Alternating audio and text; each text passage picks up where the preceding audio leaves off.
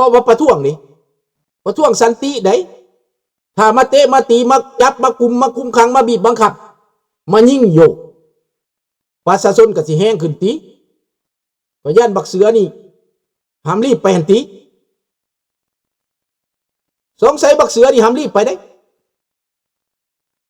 ปรากฏว่าอยู่อังเติ้นอยู่ข้างประชาชนประท้วงไหนข่าวนี่ไหนข้าพเจ้าฟังข่าวนี่ว่าอังเติ้นนี่นะอังเติ้นรัสเซียนี่นะอยู่ข้างประชาชนไหนดีคือกันได้อังเติ้นเอ้ยเจ้าเป็นผู้ใหญ่แล้วนะสนับสนุนเจ้าเด้อถ้าเจ้าอยู่ข้างประชาชนแนะนำเขาเจ้าเฮียนมาจากรัสเซียเจ้ามีความรู้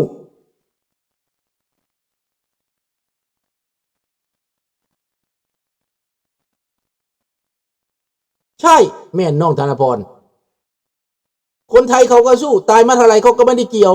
เขาสู้ต่อไป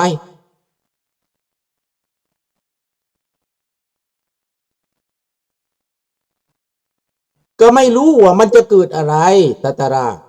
ก็บอกว่าถ้าเกิดเราก็พร้อมทางนอกนี่ต้องพร้อมประชาชนทางนอกนี่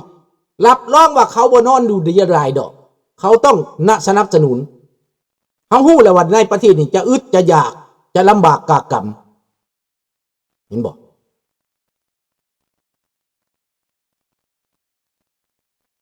มันเป็นไปบ่ได้บ่ปรากฏตัวอย่าลุงพูมันเป็นไปบ่ได้อันอยู่ในเงามืดเนี่ยมันเป็นไปบ่ได้ลุงพูเขาก็หาว่าเป็นเทโรริสต์กันอยู่เงามืดถามออกมาได้หรือออกมาโลดเหตุโลดถ้ามันใหญ่ถึงขั้นนั่นแหละมนุษย์บ่ล้นทนบ่ไหวแหละเนาะอันนี้สำหรับวันที่29มื้ออื่นนี่หรือว่ามื้อฮื้อนี่ละ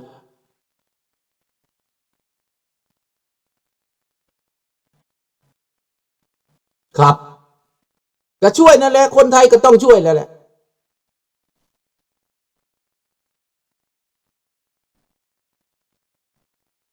ไอ้ออกมาหลายๆเม่นบอกมาหน่อยได้มดเวียงจันทร์โลดมดเวียงจันทร์มดสวรรณเขตออกมาเบิดทุกภาคเลยได้พร้อมกันทุกภาคเลยได้เบิดเลยได้คนลูกคนเต้าคนหมูคนหมามาโลดเบิดทุกภาคถ้าเหตุได้แบบนี้นะระบอบโจรก็จะอยู่บ่ได้สบายดีเท่าวิลาไซแต่เล่าเฮานี่มันยังยากหน่อยนึงคนที่แข็งแห้งเนี่ยมาอยู่ไทยเบิดมันเหลือแต่จำนวนหนึ่งอยู่ในลาวนี่อันนี้ถ้าแนวใดก็ตามถ้าว่ากล้าว่ามันเกิดกล้าว่าบ่ไหวคนที่อยู่เมืองไทยก็ต้องกลับบ้านเด้ต้องทยอยกันกลับขึ้นไปซอยเด้ต้องกลับไปซอย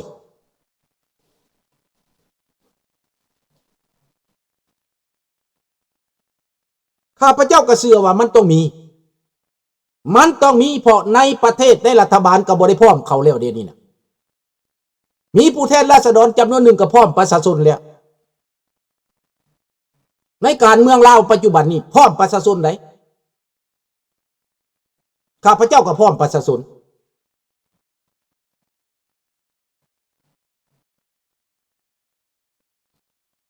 นี่แหละทางนอกประชาชนก็เป็นใจกันหมดปิดถนนหนทางมัน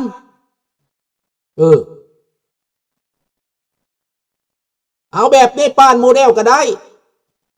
แนวนั้นแหละคนที่ป้านเขากำลังไล่มาแต่บ้านนอกคุณแหละมาเตะโตเตะตังตัดโตตัดตังพวกมันนั่นเตะขาโตขาตังพวกมันนั่นเขาก็มาเตะนอกพี่แหละนี่แหละแรงงานลาวในไทย1 ล้านกว่าคนนั่นก็ต้องหลั่งไหลกลับคืนไปถ้ามันแห้งๆต้องไหลไปซอยกันได้เขาก็จะต้องประกาศให้พวกนี้ซอยกลับคืนไปซอยในล้านคนนั่นกลับไปขนาด200,000 300,000นี่ก็หลายแล้วนี่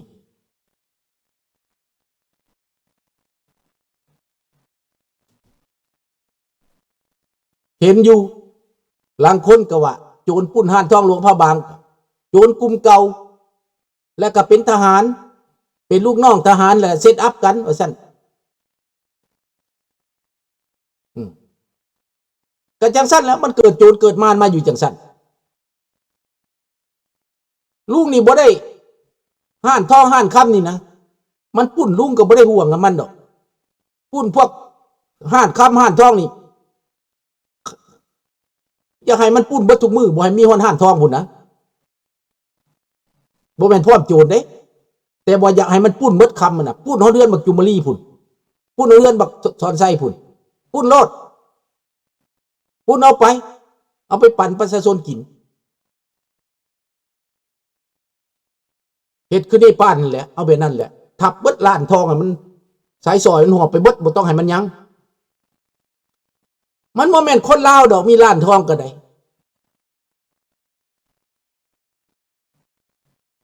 นี่ปุ้นเอาไปโลดปุ้นของโจรห้านทองกับล้านทองโจรพวกสาขาโจรลูกน้องโจร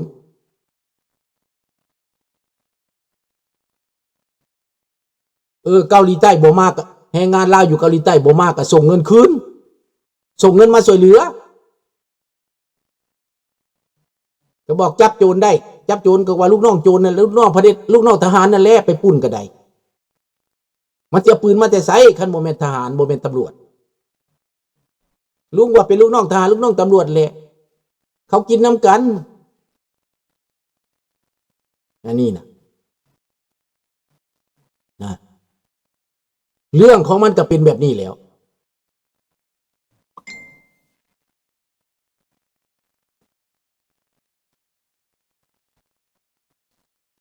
ต้องขึ้นไปไกลดอกลูกโพขึ้นปัจจุบันโลดอันสมัยถนอมประพาสมันก็จะอีกการเมืองรุ่นเก่านั่นนะการเมืองใหม่มันก็เป็นอีกแบบใหม่ลุงไปตามยุคตามสมัยมันเฮาจะไปคิดหลายก็บ่ได้เนาะเฮาจะผูกขาดว่าให้ความคิดนี่มันเป็นคือเฮาเบิดมันก็เป็นไปบ่ได้ลุงเอ้ยสมัยนี้น่ะลูกหลานเขาฮู้จักเขาอยู่น้ำหันเขากับปานเอียนกับตุ่มเนี่ยเขาฮู้กันน่ะลาวแดงเขาก็มีพวกมีพี่มีน้องในทหารในข้าราชการก็มีพี่มีน้องบ่แม่นแต่โจรเบิดทุกคนดอกในลาวน่ะทหารก็บ่ได้เป็นโจรเบิดเป็นคนดีก็มีเป็นตำรวจก็มีคนดีน่ะ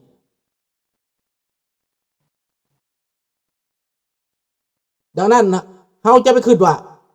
อันว่าเป็นทหารแล้วสิบ่ดีเบิดก็บ่แม่นดังนั้นเฮาบ่ต้องคิดหลาย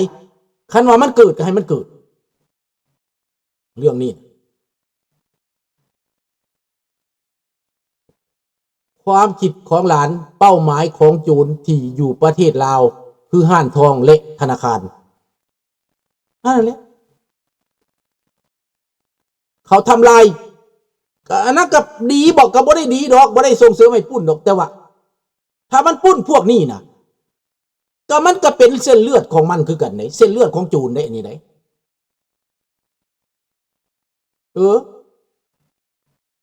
พวกนี้ก็มันกินเลือดประชาชนคือกันธนาคารกับของโจรเป็นรายได้ของพวกมันห้านทองก็เป็นของพวกโจรค่ะ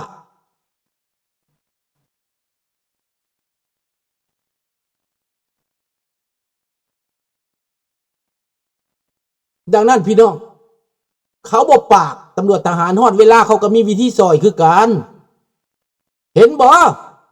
นี่ป่านแทนที่ทหารนี่ป่านจะมาฆ่าประชาชนเบิดก็เป็นพ่อเป็นแม่ตัวเองเขาเสียไปหยังวินัยเป็นหยังถ้ามีวินัยไปปกป้องโจรก็บ่ได้มีความหมายหยังเป็นทหารบ่มีความหมายทหารมันอยู่ข้างประชาชนได้ออกมาปกป้องแต่ว่าบ่ทำลายบ่เป็นสิมายิงประชาชนได้อันนี้ข้าพเจ้าเชื่อแบบนั้นมีทางเดียวเท่านั้นแหละต้องให้มันฮ้อนขึ้นมาโลดให้มันวุ่นขึ้นมาโลดมันสะเทือนวงการของมันถ้าคนออกมาหลายทหารก็ตามประชาชนแม่นทหารก็เป็นประชาชนเขาก็มีพ่อมีแม่เป็นคนอันทหารแก้วมันก็สั่งยิงเห็นบ่คันทหารแก้วสั่งยิงกับปีนไปปืนใส่หัวหน้าแก้วนั่นแหละคนลาวเขาสิคิดได้ติ มือหนึ่งเขาสิคิดได้มีบักหนึ่งสู่แท้ลุงคนลาวคนหนึ่งเว้าว่าถ้าอยู่ไทยจับได้แล้วเห็นแต่โปรตีนกระจับได้ว่าสั่นบักซอนั่นว่าเห็นหน้าจูนบ่ส่งมากบอยู่ในน้ำสาบ แม่นบอกทหารก็เป็นลูกหลานของประชาชนแม่น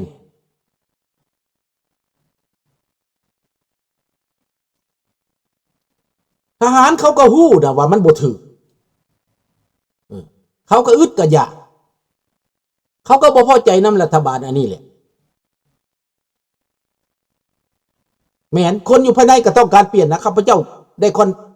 ได้สัมผัสอยู่นะนักการเมืองลาวในปัจจุบันนี้มีคนหนึ่งบอกว่าบอกให้ข้าพเจ้าฮู้ขนาดเผ่าบุญผลเป็นพวกปัญญาชนเผ่าบุญผลที่เรียนจบจากฝรั่งเศสอยากไปเยี่ยมยามลูกสุพรรณวงศ์อยู่นิวซีแลนด์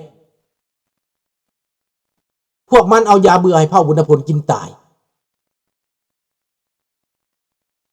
พอเพียงตั้งแต่ออกปากว่าสิไปยามลูกชายสุพรรณวงศ์อยู่นิวซีแลนด์ดังนั้นลูกชายสุพรรณวงศ์นิวซีแลนด์นั้นเขายังฆ่าพวกแก้วมันวางยาใส่ตายอันนี้ให้พี่น้องเฮาคิดเบิ่งว่าลาวในปัจจุบันนี้มันบ่แม่นลาวแล้วมันแม่นต่างชาติมาครอบงำแล้วแม่นความชั่วร้ายแม่นความเลวทรามแล้วพี่น้องแม่นผีมารซาตานแล้วรัฐบาลก็บ่แม่นรัฐบาลมันเป็นแกล้งโจรมันแม่นมรดกนี่ลุงโพว่าทหารลาวแดงปืนบ่มีลูกมันบ่ให้เพราะว่าแก้วมันบ่ไว้ใจนี่อันนี้คนลาวก็สิรู้สึกแน่ดิเนาะเอาในนี่แหละมื้อนี้นะมาข่าวให้ฟังจังซี่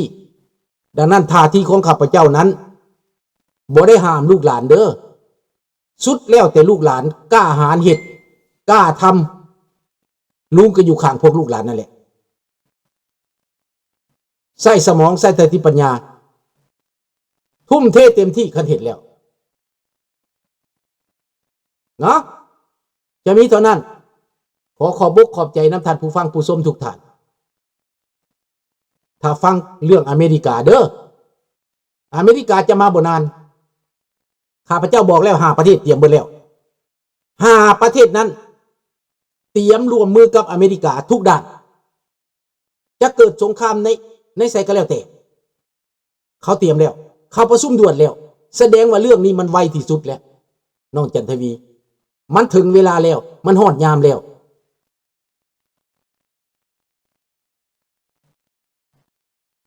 นะลองเบิ่งว่าเขาสิกล้าบ่ว่ามันสิเกิดบ่แต่ว่าเรื่องสงครามนั้นมีแน่นอนจะใหญ่ซำใดน้อยซำใดเบิ่งต่อไปเนาะขอบอกขอบใจหลายๆราตรีสวัสดิ์กุดไนท์บอนนุยโชคดีบ๊ายบายทุกท่านเตรียมเอาไว้เด้อทุกคนเงาไม้สังไพ่ผู้ละเงาเตรียมออกมาเตรียมเสื่องไว้ใกล้ๆหั่นแหละบายบาย